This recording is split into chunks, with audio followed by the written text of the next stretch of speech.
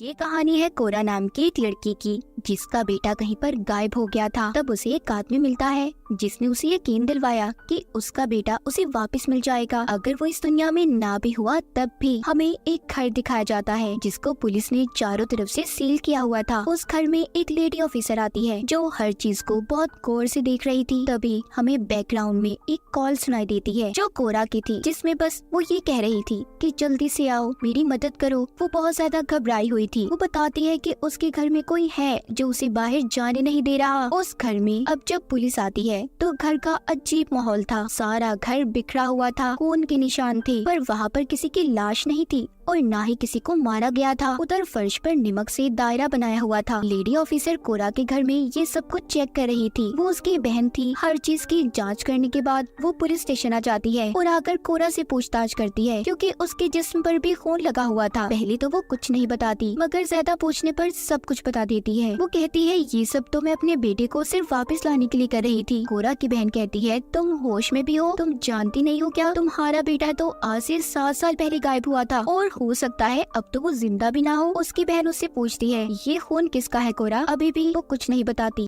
आखिर कोरा के साथ हुआ क्या था? हमें उसके माजी की कहानी दिखाई जाती है, उस वक्त की जब उसका बेटा गायब हुआ था। कोरा एक गैर जिम्मेदार माँ थी, हर वक्त नशा किया करती थी। वो एक लड़के के साथ रहती जो उसका दोस्त था, उसके साथ वो हर वक्त नशा किया करती थी। उनके माली हालात भी कुछ अच्छे ना थे, तो इसलिए पैसों के लिए भी हर गलत काम करने के लिए वो लोग तैयार थे। एक दिन कोरा के घर पर पुलिस आती है। कोरा और उसका दोस्त दोनों घबरा गए थे। उन्हें ऐसा लग रहा था कि पुलिस इन्हें पकड़ने आई है। मगर वो कोरा से पूछते हैं क्या आप जानती है कि आपका बेटा कहाँ पर है? कोरा कहती है अपने कमरे में होगा, मगर देखने पर पता चलता है वो वहाँ पर नहीं था। अब कोरा के बेटे को ढूंढने के लिए एक टीम तैयार होती है। एक टीम को जंगलों की तरफ भेजा जाता है, जबकि दूसरी उसे यहाँ वहाँ ढूंढ रही थी। मगर उसके बाद कोरा का बेटा कहीं पर भी ना मिल सका। उसका सिर्फ एक जूता मिला था। इस हादसे को कुछ साल बीत गए थे। कोरा अब एक ग्रुप का हिस्सा थी। उसमें सभी ऐसे लोग थे जिन्होंने अपने बच्चों को खो दिया था। कोरा उन सबको अपनी कहानी सुना रही होती है। कहती है मेरे बेटे के गायब होने के बाद मैंने नशा छोड़ दिया, लेकिन इससे मेरा बेटा अब कभी वापस नहीं आएगा। वो अपनी मॉम के घर रहने लगी। वहाँ पर उसने अपने बेटे के लिए एक कमरा भी रखा हुआ था, क्योंकि कहीं ना कहीं उसे ऐसा लगता था कि उसका बेटा जरूर वापस आएगा। कोरा की बहन जो पुलिस ऑफिसर बन चुकी थी, वो भी कोरा से बात करने की कोशिश करती थी, मगर कोरा हर वक्त गुस्से में होती और अपनी बहन से सही से बात भी नहीं किया करती थी। कोरा की इतनी जिंदगी के बारे में तो पता चल गया। अब सीन दोबारा से पुलिस स्टेशन पर शिफ्ट होता है। वहाँ पर उसकी बहन पूछती है कि कोरा ये खून किसका है? बताओ मुझे, तभी मैं तुम्हारी मदद कर सकती हूँ। यहाँ पर कोरा एबल नाम की आदमी के बारे में बताती है। वो बताती है एबल हमारे ग्रुप का हिस्सा था। एक दिन वो मुझसे कैफे में मिलने आया और हम दोस्त बन गए। एबल ने अपनी बेटी को खो दिया था, जो तालाब में डूबने की वजह से मर गई। उसकी लाश पुलिस को कुछ दिन बाद मिली। मुझे लगा कि एबल मेरी हालात को समझेगा, क्योंकि उसने भी किसी को खोया था। उसने मुझे बताया कि उसने अपनी बेटी को देखा है। ये सुनकर कोरा की बहन कहती है भला मरे हुए लोगों को कोई कैसे देख सकता है? कोरा क्या तुम अभी भी नशे में हो? वो कहती है नहीं। कोरा फिर से अपनी कहानी आगे बढ़ाती है। वो बताती है एक दिन मैं घर पर अकेली थी। एबल मेरे घर पर आया। उसने मुझे बताया कि उसके पास एक तरीका है जिससे वो मेरे बेटे को वापस ला सकता है। मैं उसे देख पाऊंगी,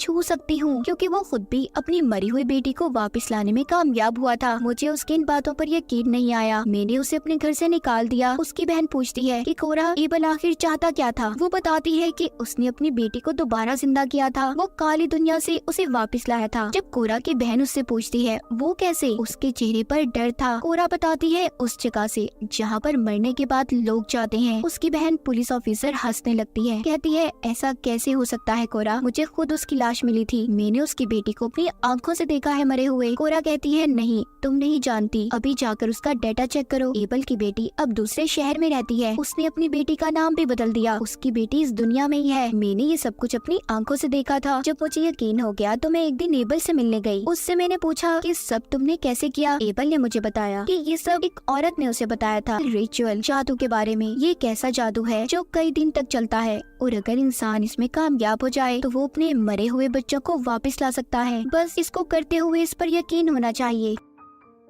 वो चाहता था कि मैं भी उसके जादू का हिस्सा बन जाऊं। मेरे बेटे की लालच ने मुझसे ये सब करवाया। मेरे पास खोने के लिए कुछ भी नहीं था, इसीलिए मैं उसका साथ देने के लिए तैयार हो गई। मैंने सोचा भला कोशिश तो की जा सकती है ना। अब जब मैं वो जादू करने के लिए मान गई तो एबल ने मुझे कुछ सामान लाने को कहा, जिसमें ढेर सारा नमक, मोमबत्तियाँ और जंजीर शामिल थी। उसने मुझे ये भी कहा कि घर में कोई बिजली, कोई टेलीफोन नहीं होगा जिससे जादू पर कोई भी असर पड़े। उसने मुझे जैसे बताया मैंने सब कुछ वैसे ही किया। एबल ने मुझे खास नमक वाले पानी में नहाने के लिए भी कहा, जिससे उसके सारे बुरे असरात, बुरी सोचें खत्म हो जाएंगी। मैं इस बात को मजाक बनाने लगी। एबल ने मुझसे कहा, ये मजाक नहीं है, अगर तुम इन चीजों को मजाक लोगी तो भूल जाओ अपने बेटे को हमेशा हमेशा के लिए। ये सुनकर मैंने उससे कहा, मैं सब चीजों पर यकीन करूंगी। मैंने उससे पूछा, तुम्हें तुम्हारी बेटी मिल चुकी है ना, तो तुम इतने दुखी क्यों रहते हो? वो मेरी इस बात पर परेशान हो गया और मुझे बताया कि अभी मेरी बेटी अपनी माँ के पास है। मैंने कहा, क्या तुम मुझसे ये मजाक कर रहे हो? तुम मेरा किसी चीज में इस्तेमाल तो नहीं कर रहे? वो कहता है, नहीं, बस मुझे काम पूरा करना है, फिर मेरी बेटी मुझे मिल जाएगी। उसने नमक का दायरा बनाकर मुझे जंजीर से बांध दिया। खुद मंत्र पढ़ने लगा। उसने हर मंत्र को लिख लिया था जो उसने कहा। मैंने वही दोहराया। आखिर में मेरी हिम्मत जवाब दे गई। मैंने उसे कहा, बस बहुत हो गया, अब मुझे खोल दो। मगर एबल मंत्र पढ़ता रहा। उसने मंत्र पढ़ना बंद नहीं किए थे। अचानक से मैं हवा में तैरने लगी और एकदम से फर्श पर आ गिरी। मुझे भी यकीन हो चुका था कि सब हो सकता है, मैं अपने बेटे को दोबारा हासिल कर सकती हूँ। अब अगला जादू का हिस्सा था इनविटेशन, बुलावे का। हम दोनों ने मिलकर मंत्र पढ़े। मेरा घर सारा हिलने लगा, मोमबत्तियाँ बुझ गईं और अचानक से सूरज भी गायब हो गया। मुझे कुछ अजीब महसूस होने लगा। मैं समझ गई थी हम लोग उस दुनिया का दरवाजा खोलने की कोशिश कर रहे हैं, जो कि एक जिंदा इंसान के लिए बहुत बड़ा खतरा है। सुबह को अगले दिन मेरा दोस्त आया जो मेरे साथ मिलकर नशा किया करता था। उसने जब मुझे और एबल को एक साथ घर पर देखा तो उसे लगा कि जैसे हमारे दरमियान में कोई रिश्ता है। उसने एबल के पर्स से पैसे चुराए और मुझे कड़वी बातें सुनाकर चला गया। अब हमारा अगला कदम था ग्रीफ, यानी कि गम। एबल ने मुझे बताया कि ये थोड़ा सा मुश्किल है, पर मैं इस चीज के लिए भी तैयार हो गई। हमने अपना ये काम शुरू किया। ये सब करते हुए मैं अपनी पुरानी यादों में चली गई। जिस दिन मेरा बेटा गायब हुआ था, मैंने अपने विजन्स, ख्यालों में देखा कि वो मेरे पास आया। उस वक्त मैं नशे में थी,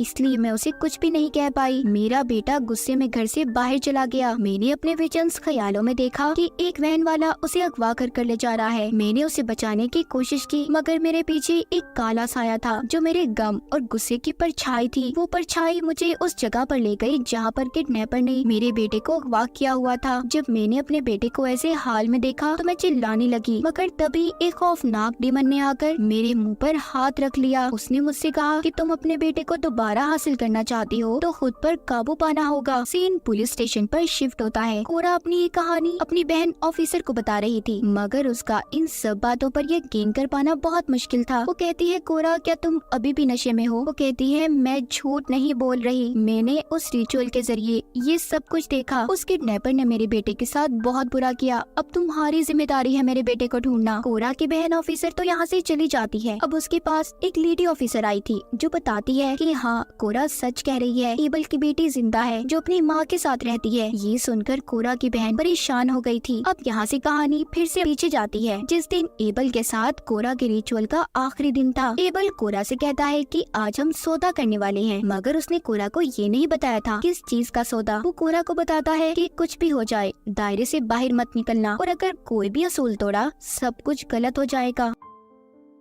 आज एबल को जंजीरों से बांधा जाना था। कुछ देर के बाद ऐसा लगता है कि जैसे किसी अजीब काली ताकत ने एबल को पोजेस्ड अपने कंट्रोल में कर लिया है। तभी उसके मुंह से अजीब सी चीजें भी बाहर निकलने लगी थी, जिनमें हड्डियां, बाल और खून शामिल था। ये सब देखकर कोरा डर से चिल्लाती है। उसने दायरे को तोड़ दिया था और डर कर बाहर आ जाती है। कुछ देर के बाद जब वो दोबारा घर के अंदर गई तो एबल जमीन पर बेजान पड़ा हुआ था। उसने अचानक से कोरा पर हमला कर दिया। साथ ही कहता है, तुमने सब कुछ बर्बाद कर दिया, मैंने तुम्हें मना किया था ना। मगर अचानक से किसी काली ताकत ने एबल को अंधेरे में खींच लिया था। अब वो काली ताकत कोरा के पास आती है और उससे ये रिचुअल पूरा करने का कहती है, और ये भी कहती है कि अगर उसने ऐसा ना किया तो अपने बेटे को भूल जाए। कोरा अभी भी यहाँ पर समझ नहीं पाई थी। एबल ने जो उसको कहा था वो किसी और का नहीं बल्कि कोरा का सौदा करने वाला था, एक शैतान से। अगले रिचुअल के हिस्से में वो अभी एक बकरी लाती है। उसने उसे एक कमरे में बंद कर दिया था। जब रिचुअल जादू को पूरा करने वो दोबारा से कमरे में आई। इस बार मंत्र पढ़ती अपने विजन्स ख्यालों में अजीब से खेतों में पहुंच गई थी। वहाँ पर उसे एबल मिलता है जो उसे मांस गोश्त खाने का कहता है और ग्लास में खून पीने को देता है। ये सब कोरा को करना था, जिसके बाद ही वो अपने बेटे से मिल पाएगी, मगर उसके लिए ये सब कुछ करना बहुत मुश्किल था। एबल को उसकी इन हरकतों पर बहुत गुस्सा आता है। वो यहाँ पर कोरा को बताता है दरअसल उस काली ताकत को अपने लिए एक जिस्म चाहिए था, वो तुम्हारा जिस्म था। अगर ऐसा होता तो मैं अपनी बेटी से मिल पाता, मेरा ये रिचुअल पूरा हो जाता। मगर कोरा तुमने सब कुछ खराब कर दिया, क्योंकि एबल तो खुद ही अपने काले जादू की वजह से मर चुका था। कोरा वापस से अपनी असल दुनिया में आ जाती है, जहाँ पर एक शैतान यानी कि वो काली ताकत जिसको एबल जिस्म देना चाहता था, वो कोरा के पीछे होता है। कहता है कि अगर तुमने मुझे जिस्म ना दिया तो तुम्हारा बेटा बहुत मुसीबत में होगा। कोरा अपने बेटे को वो किसी भी तरह हासिल करना चाहती थी। वो इसीलिए अपने उस दोस्त को कॉल करके घर बुलाती है, जिसके साथ अक्सर वो नशा किया करती थी। वो जब उसके घर आया तो धोखे से कोरा ने उसे शैतान के आगे फेंक दिया, मगर शैतान को उसके दोस्त का नहीं कोरा का जिस्म चाहिए था। वो अब उसके पीछे था। कोरा पागलों की तरह अपनी जान बचाती घर में यहाँ वहाँ घूम रही थी और पुलिस को कॉल करती है कि मेरी मदद करें, मैं मुसीबत में हूँ। और ये वही सीन था जो हमने शुरू में सुना था। कहानी दोबारा से प्रेजेंट में आती है, जहाँ पर कोरा से उसकी बहन ये कह रही थी कि जब तक सही तरह तुम्हारे केस की जांच पड़ताल नहीं हो जाती तुम्हें पुलिस स्टेशन में ही रहना होगा। कोरा अपनी बहन को समझाती है कि शैतान मेरे पीछे है, वो मेरे बेटे के बदले मेरी जान ले लेगा। मगर उसकी बहन को ऐसा लग रहा था कि कोरा जेल में महफूज है और वो ये सब नशे में बोल रही है। कोरा को पता चल जाता है कि उसका अब आखिरी वक्त आ चुका था। लाइट जलने बुझने लगती है। एक आवाज गूंजी थी, रिचुअल पूरा हुआ। शैतान कोरा की आत्मा को अपने साथ ले गया था। उधर कोरा की बहन एक बार फिर से उसके घर की तलाशी लेने जाती है, जहाँ पर उसे अलमारी से आवाजें आ रही थी। जब वो जाकर देखती है तो उधर कोरा का बेटा मिलता है, बिल्कुल वैसा जैसा कि 7 साल पहले वो गायब हुआ था। इसका मतलब एबल सच्चा था। उसके रिचुअल जादू से कोरा का बेटा वापस तो आ गया, मगर कोरा को अपनी जान देनी पड़ी। इस फिल्म की कहानी यहीं पर खत्म हो जाती है।